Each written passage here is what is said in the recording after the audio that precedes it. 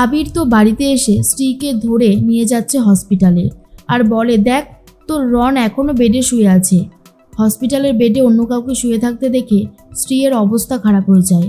এদিকে কনস্টেবলরা বলে, এই কি, আমরা তো এতক্ষণ এই আসামি রনকে পাহারা দিচ্ছিলাম, কোথায় গেল? আবির বলে, এমন পাহারা দিয়েছেন যে ও তো পালিয়ে গেছে, সত্যি আপনাদের দিয়ে কিচ্ছু হবে না। এদিকে রন তো মেয়েটার সাথে ফুর্তি করতে ব্যস্ত মাতাল হয়ে। পেখম ভিডিও করে নেয়। ভিডিও করে নিতে নিতে একটা আওয়াজ করে বসে। রন সেই আওয়াজটা পেয়ে সতর্ক হয়ে যায়। পেখম নিজেকে লুকিয়ে রেখেছে। রন এসে বাইরেটা ভালো করে দেখতে থাকে, কিন্তু তেমন কিছু দেখতে পায় না। মনের ভেতর থেকে সন্দেহটাও যাচ্ছে না রনের। মেয়েটা এসে বলে, বেবি চলো না, মুড নষ্ট হয়ে যাবে এরপরে, চলো আমরা অনেক মজা করব আজকে, অনেকটা মজা হবে, এসো এসো বলেই হাত ধরে টানতে টানতে নিয়ে যায়। আর তার মধ্যেই পেখম বলে, এখনও আবির কেন নিয়ে আসছে না দিদি ভাইকে? বলতে বলতে স্ত্রী চলে এসেছে। স্ত্রী নিজের চোখে রনের এই কুকীর্তি দেখার পরে ভেঙে পড়েছে। পেখম বলে, দিদিভাই একদম ভেঙে পড়বে না, তোমাকে বলেছিলাম না এই রন কত বড় অসভ্য লোক, সেটা দেখো এবারে। এরপর স্ত্রী এসে বলে, রন কি করছো তুমি এসব? এরপর মেয়েটা বলে, বেবি তুমি আমার কাছে এসো। আর এটা শোনার পর তো স্ত্রী প্রচণ্ড রেগে গেছে রনের ওপর।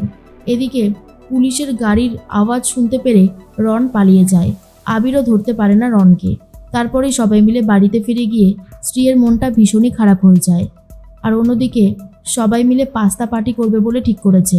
তাই পেখম তার ছোট্ট রান্নাঘরে পাস্তা বানাতে শুরু করে। বাড়িতে পিসিমণি খবরের কাগজ পড়তে থাকে বড় বড় করে আর বলে, দেখো দেখো দেখো দেখো অবস্থা বোঝো বাড়ির জামাইয়ের। পেখম বারবার করে সবাইকে সাবধান করেছিল, কিন্তু কেউ তখন পেখমের কথা শোনেনি।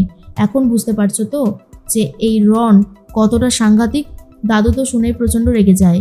আর অন্যদিকে তখন পেখম সবার জন্য পাস্তা বানিয়েছে, রনিতা গিয়ে ডিস্টার্ব করতে থাকে, কিন্তু রনিতার কথা আজকে আর কেউ পাত্তাই দেয় না। এর মধ্যে কাকুমণি 2 ব্যাগ ভর্তি বাজার করে নিয়ে এসেছে, আর নিজে সামলাতে পারছিল না। আবির বলে, একবার তো আমাকে বলতে পারতে, আমি যেতাম। কাকুমণি বলে, এর পরের বার তোকে বলবো রে। সবাই মিলে পাস্তা করে নিচে নামিয়ে নিয়ে আসে। আর পিসিমণি বলে, হ্যাঁ রে, তোরা সবাই মিলে ছাদে পাস্তা করতে গেলি কেন বলতো, বাড়ির রান্নাঘর থাকতে? পেখম বলে, আসলে পিসিমণি আমার তো আর রান্নাঘরে ঢোকার অনুমতি নেই, তাই জন্য। তখনই স্বর্ণালী বলে, এবার থেকে এই বাড়িতে একটাই হেসেল চলবে, অন্য কোনো হেসেল আর চলবে না। আশা করি বুঝতে পেরেছো। তখন পেখম বুঝতে পারে যে মা সব কিছু মেনে নিয়েছে। এর মধ্যে আবির গিটার বাজিয়ে সবার জন্য একটা গান করতে থাকে। আর সেই গান শোনার পর পুরো পরিবারের সবাই এক হয়ে গেছে।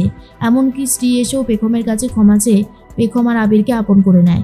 এসব দৃশ্য দেখার পর রন রেগে গিয়ে বলে, আমার কাছ থেকে স্ত্রীকেও কেড়ে নিলে তো পেখম, এবারে দেখো তোমার জন্য ঠিক কী অপেক্ষা করছে।